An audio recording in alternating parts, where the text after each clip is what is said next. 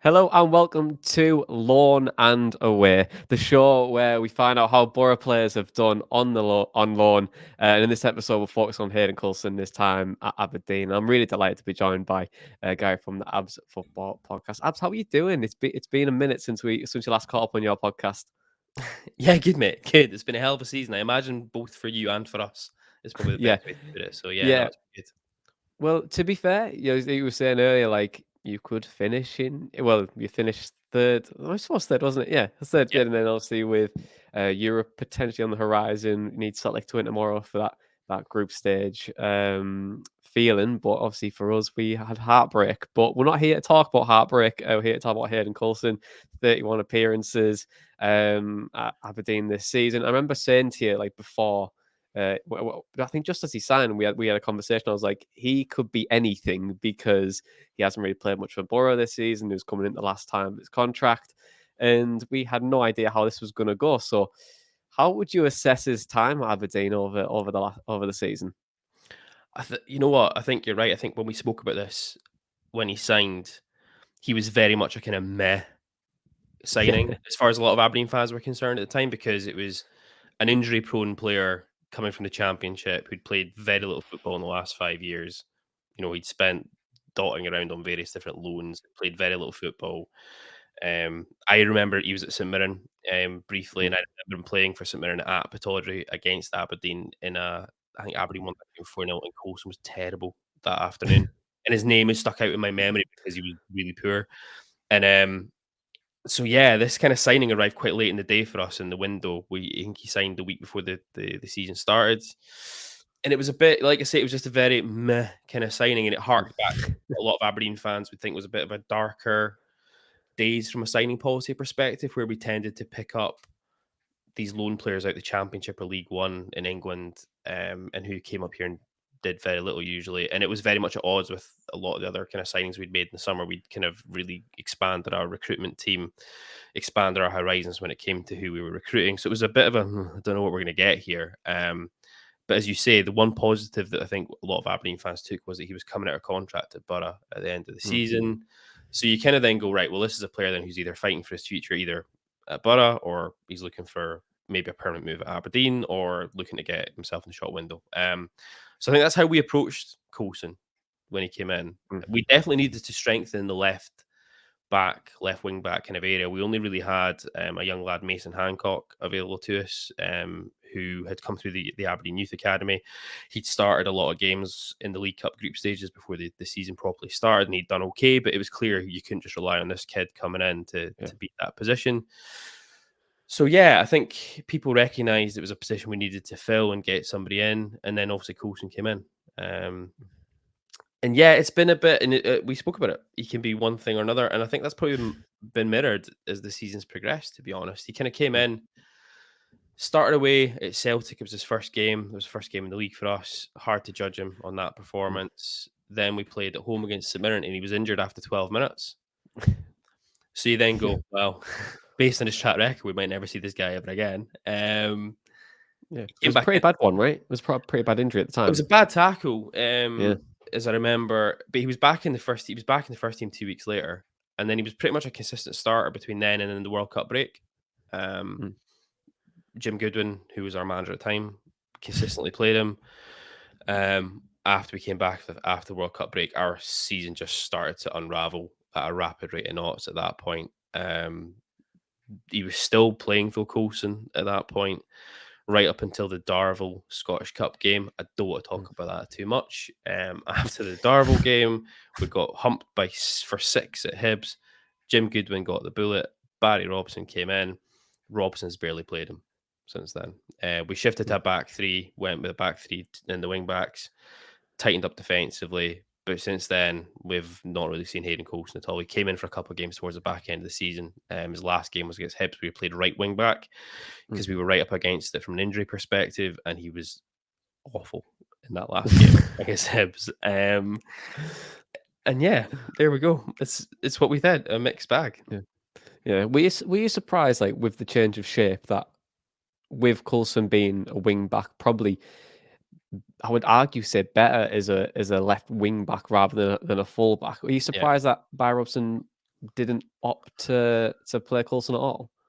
I am a little bit, because I think we always used to joke about this with Coulson, that I was like, he's tidy enough on the ball and he's pretty skillful. Hmm. So we were always like, he looks like he's a winger who's been converted into a left back or a left wing back. And then when we switched to the back three, I thought the same as you there, that I thought we might get more out of Coulson here as a left wing back, because there'd be more of an onus on him to get up the park. And I think in that area he's probably better than just, as you say, as an outright fullback. I think though we were in such a mess when Barry came in. The first and foremost thing for Barry was to make us much more solid. So it wasn't necessarily around us playing with a back three with having high pressing wing backs. It was more around when we're out of possession going into a back five and being compact and being tight. And so he favoured the experience of Jonny Hayes over Coulson. And to be fair, the results bore out. You know, we went on an amazing run after Barry came in. And then obviously got made into the kind of permanent manager. Our defensive record after that was unbelievable. I think we went 7 or 8 games in a row with clean sheets. So it's hard at that point to change the formula. And like I say, it was only because we had bad injuries towards the back end of the season that Coulson came back in. He came in at Ibrox, I think, and then he came in, like I say, against Hibs at right wing back. And Lee said about that, the Bear. Yeah, we won't say anything about that. It's fine. We'll just sweep that under the rug. Yeah. Just won't mention it. But I think, would you say then, like with Coulson, is probably one of his biggest weaknesses is defensive side of the game, which is potential issue for someone who's wanting to play fullback. I mean, we can argue that Ryan Giles, who created so many assists for us this season, isn't always the strongest defender in the world, but his attacking ability kind of masks that. But with Coulson, what do you think is like his weaknesses were from this season? Defensively, just not up to scratch. Physically, to play in the Scottish Premier League, I don't think he's right for that. I mean, he's got good pace about him, and like I say, he's skillful enough on the ball. I think he's tidy enough on the ball as well. He keeps possession fairly well. I don't know. There's just something about him. I'm just not convinced by him. Why managers wouldn't be convinced either by him as well. I don't know what it is. It's hard to put your put your thumb on. I think as well, part of the problem with Coulson probably this season has been that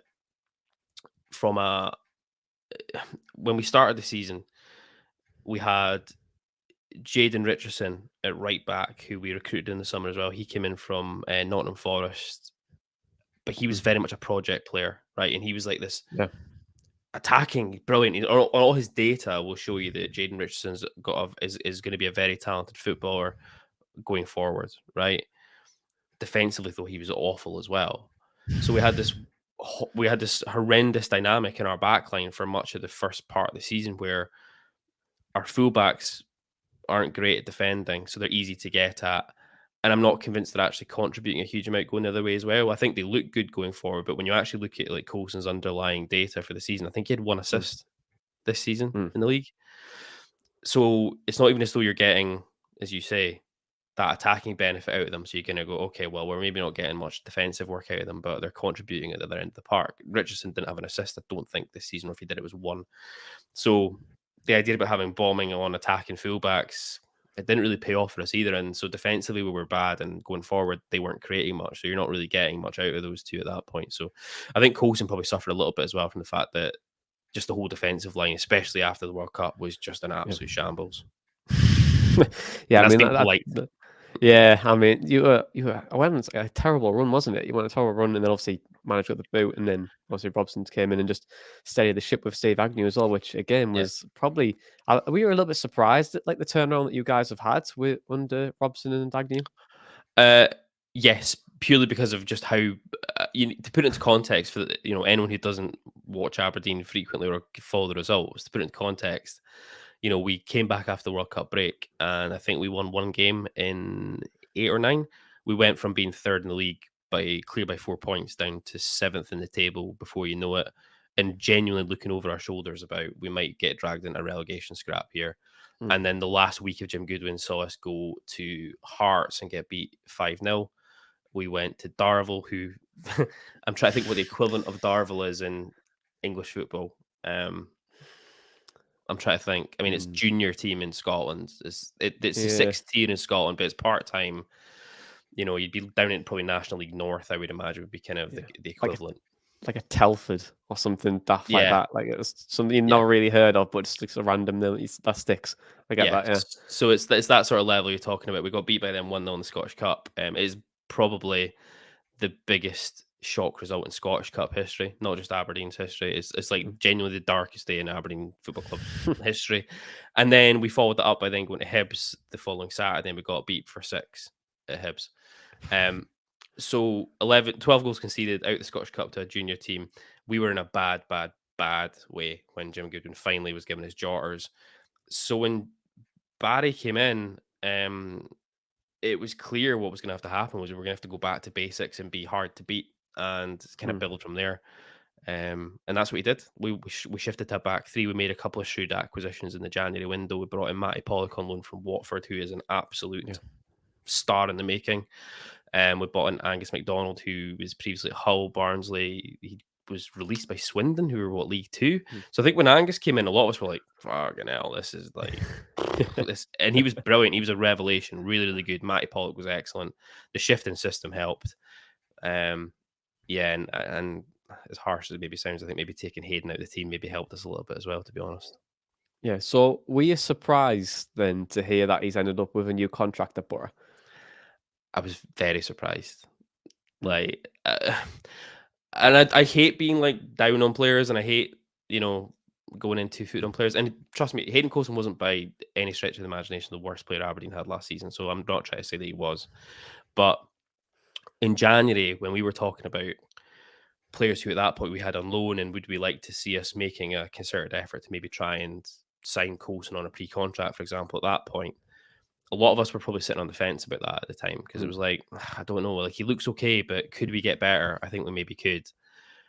And then when you saw that Boro not just gave him an extension, like a year's extension, like to give him a 2-year extension and then an option of another year, it was like, okay, I don't know, maybe Michael Carrick and I are seeing something in this kid that we can't see. But yeah, I don't know. I'm not sure. I was surprised that was the output of that. I'm not gonna lie. Yeah, well, I was surprised too. To be honest, I didn't expect that. But Jonathan Woodgate is a huge fan of Coulson. When Woodgate was in charge, I'm pretty sure it didn't go very well. He loved Coulson. He played him every week. It was in a wing-back system in the 3. He played as a wing-back as well. And you kind of thought, oh, well, there's something about him, but he needs a bit of work. And then it's felt like with the injuries and everything, and like you were saying there, it hasn't really kicked on as much or hasn't went as well that it went as well as everyone thought it would go. So, like, my final question then, with everything all in from the season, that's not really is finished, but kind of not finished with Celtic playing tomorrow. Would you take Hayden Coulson back if you had the chance? I think now for where Aberdeen aspire to be and to go, no, I don't think so. We've got now aspirations. If Celtic win the cup on Saturday, then we're guaranteed European group stage football. So we'll be playing in Europe until Christmas. For Aberdeen to aspire to where we want to get to, we need to be doing that more regularly now. We've been perennial for the last 10 years. We've been perennially getting into European qualifiers and just falling short of getting into the groups. The club's got aspirations of being a top 100 UEFA club. If we want to do that, we need to be qualifying for the group stages of European competitions every single season. So that's gonna put huge pressures on the squad to try and do that, because obviously we'll have Celtic are playing Inverness Cali tomorrow, and I don't want to put too much of jinx on it, but Celtic should win the Scottish Cup tomorrow, and if that happens, that does push us into those group stages for next season. Teams in England, teams with unlimited budgets, as far as we see it, struggle with the Thursday Sunday rigors that Europa League or Europa Conference League brings to the table. So Aberdeen, that's just going to be heightened, but we need to maintain our league form as well as playing in Europe next season to try and get into that position to build on that and go back into the group stages again the following season. So at this moment in time, Hayden Coulson wouldn't be a starter for Aberdeen right now.